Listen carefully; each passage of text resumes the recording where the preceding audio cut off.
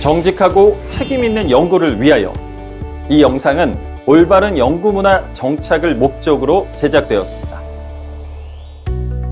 2018년 연구자들의 부실학회 참석이 언론을 통해 보도되면서 세금으로 연구를 수행하는 연구자들의 이런 사실이 전 국민에게 알려지게 되었습니다.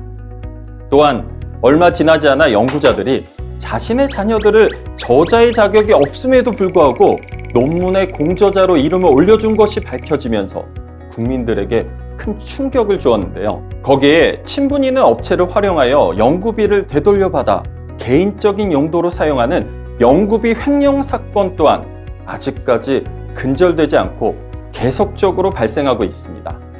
특히 국민 세금으로 지원되는 국가 R&D는 공공재원 사용에 대한 의무가 크며 연구 결과가 사회에 미치는 영향이 지대하므로 전문가로서 높은 도덕적 책임감을 갖고 행동해야 합니다.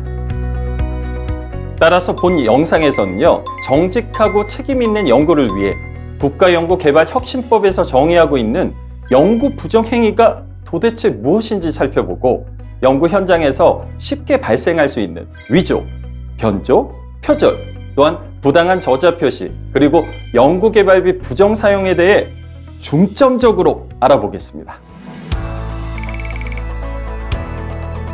연구 부정행위는요, 2007년 교육부의 연구윤리 확보를 위한 지침에서 처음 정의되었습니다.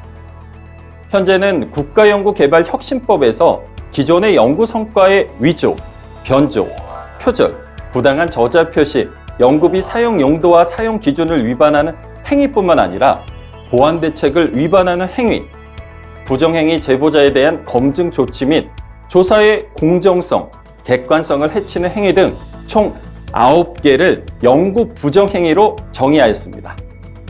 먼저 연구개발 자료 또는 성과의 위조와 변조에 대해 알아보겠습니다. 많은 연구자들이요, 위조와 변조를 구분하는데 어려움을 겪는데요. 위조는 존재하지 않은 데이터나 자료, 연구 결과를 만들어내는 행위를 의미하는 반면에 변조는 존재하는 데이터를 임의로 변경하거나 삭제하는 행위를 의미합니다. 위의 예시처럼 측정되지 않은 값을 임의로 만들어내는 것은 위조, 측정된 값을 변경하는 것은 변조가 됩니다. 그럼 위조와 변조의 사례에 대해 알아보겠습니다. 모 대학의 K 교수는요, 2009년부터 12년까지 유명 학술지에 총 14편의 논문을 게재하는 등 활발한 연구활동을 해오던 연구가였습니다.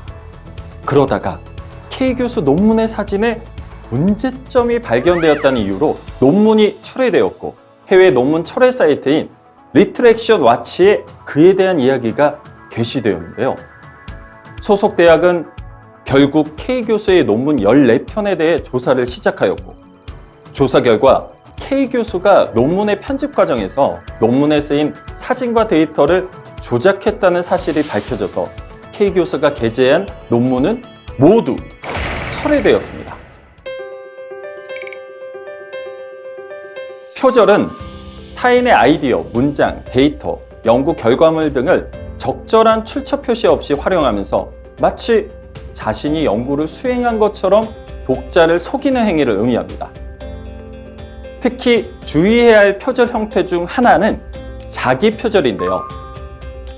자신의 이전 저작물을 출처 표시 없이 재사용하거나 출처 표시를 했다 하더라도 그 양과 질이 학문적으로 허용되는 범위를 넘어선다면 자기 표절로 본다는 점에 주의해야겠습니다. 뿐만 아니라 많은 연구자분들이요, 논문이나 보고서를 표절해서는 안 된다는 점에 대해서는 잘 알고 있지만 연구 계획서나 학회 발표 등을 표절하는 거에 대해서는 다소 둔감한 측면이 있습니다. 연구 결과가 아직 발표되지 않았다 하더라도 타인의 생각이 첨가된 연구 계획서나 포스터도 내가 활용하고자 할 때는 반드시 출처를 표기해야 함을 잊지 말아야겠습니다. 그러면 표절에는 어떤 사례가 있을까요? C 연구자는 2020년 KCI에 2편의 논문을 게재했는데요. 해당 논문의 연구 계획서에 작성된 내용이 이 연구자가 예전에 작성한 연구 계획서와 동일한 문장이 여러 개 발견되어 이를 B 연구자가 표절로 제보하였습니다. 조사 결과 C 연구자는 D 연구자의 연구 계획서를 참고하는 과정에서 적절한 인용 표시를 하지 않았던 것입니다. 연구 결과를 포함하지 않았으나 타인의 아이디어, 문장 등을 표절했다는 사유로 논문 2편은 철회되었고 C 연구자는 징계 처리되었습니다. 그럼 이번에는 부당한 저자 표시에 대해 알아보겠습니다. 저자란 연구에 지적인 기여를 한 사람을 의미합니다. 그리고 부당한 저자 표시란요, 연구에 지적인 기여를 하지 않은 사람을 저자로 이름을 올려주거나 지적인 기여를 한 사람을 저자의 명단에서 빼는 경우를 의미합니다. 그럼 부당한 저자 표시, 어떤 사례가 있는지 구체적으로 알아볼까요? B 연구원은요, 프로젝트에 참여하던 중에 팀원 간의 불화로 인하여 근무하던 연구기관을 퇴사하였는데요. B 연구원이 퇴사한 후에도 나머지 팀원들은 프로젝트를 진행하였고, 학술지에 드디어 프로젝트 관련 논문을 게재하게 됩니다. 그런데 B 연구원이 퇴사했다는 이유로 B 연구원을 논문의 저자로 올리지 않았습니다. 자신의 연구 내용이 포함된 논문에 저자로 올라가지 않은 점을 발견한 B 연구원. 이를 부당한 저자 표시로 제보하였고요. 그 결과 해당 논문은 철회되었고 관련자들은 징계 처리되었습니다. 이번에는 연구 수행 중에 흔히 발생할 수 있는 대표적인 부정행위인 연구개발비 부정사용에 대해 알아보겠습니다. 국가연구개발혁신법에서는요, 연구개발비의 사용 용도와 사용 기준을 위반하는 모든 행위를 연구개발비 부정사용이라고 정의하고 있습니다. 그러나 일반적으로 실수나 부주의로 연구개발비를 잘못 사용한 것을 부정행위로 보고 있지는 않고요. 연구개발비를 회사 운영경비, 개인경비 등의 연구 목적 외의 용도로 사용하는 것을 연구개발비 부정사용으로 보고 있습니다. 첫 번째 사례는요, 연구자의 인건비나 연구수당 부당회수입니다. 참여 연구원들에게 지급된 인건비, 연구수당을 회수하여 회사 운영경비나 개인경비 등으로 사용하는 경우 연구개발비 부정사용에 해당됩니다. 인건비는 연구개발 과제에 참여하는 연구자들에게 지급되는 노동의 대가이고, 연구수당 또한 연구수행의 장려금이기 때문에 다른 용도로 사용하지 않아야 합니다. 두 번째 사례는요, 연구에 참여하지 않는 사람을 참여 연구자로 등록하여 해당 인력의 인건비를 연구개발비에서 부당하게 수령하는 사례인데요. 연구자는 연구에 직접적으로 참여하는 사람이어야 하고, 연구 과제와 관련 없는 사람을 연구자로 등록하는 행위는 연구비 부정사용에 해당됩니다. 세 번째 사례는요, 연구 장비, 재료의 허위 구입 사례입니다. 연구 장비 구매 시에 납품업체와 미리 담합하여 실제로 입고되지 않은 장비나 재료를 실제로 구입한 것처럼 증빙서류를 꾸미고 대금을 지급받거나, 혹은 실제 가격보다 비싸게 증빙서류를 발행받아 장비 대금을 지급받고 그 차액만큼 현금으로 돌려받아 개인 용도로 사용하는 경우입니다. 네 번째 사례는 연구비를 기관 운영 경비로 사용하는 것입니다. 인건비, 연구시설 장비비로 사용한다는 명목으로 연구비를 지급받아 회사 부도를 막거나 물품 대금 지급 등에 사용하는 행위입니다. 다섯 번째 사례는 연구와 무관한 연구활동비 집행입니다.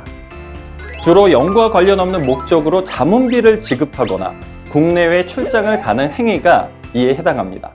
이번에는 앞서 살펴본 부정행위에 대한 제재 처분에 대해 알아보겠습니다.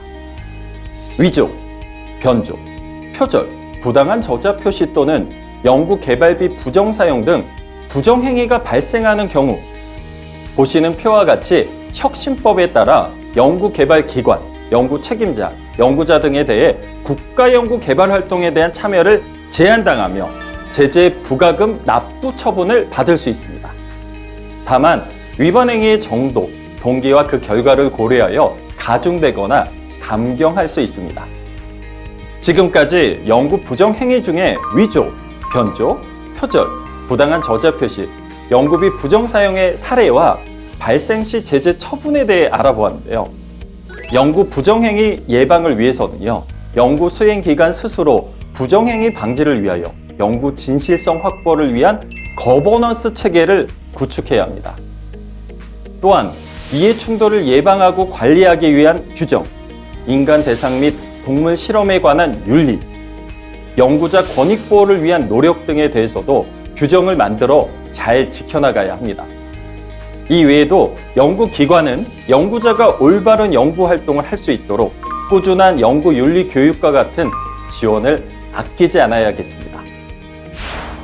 지금 세계는 생명, 환경, 에너지, 인공지능 등의 분야에서 누가 먼저 더 새롭고 창의적인 연구를 수행하여 미래 사회의 흐름을 주도해 나갈 것인가를 놓고 무한 경쟁을 벌이고 있습니다. 만약 연구자들의 연구 부정행위로 인해 거짓된 연구, 잘못된 연구, 부정확한 연구에 그 시간과 예산이 낭비된다면 그 피해는 전 국민에게 돌아갈 것입니다. 연구자들이 먼저 연구 윤리를 준수하는 등의 노력으로 올바른 연구 문화를 구축하고 더 나아가 연구자를 향한 국민들의 신뢰를 더 튼튼히 쌓아가야겠습니다.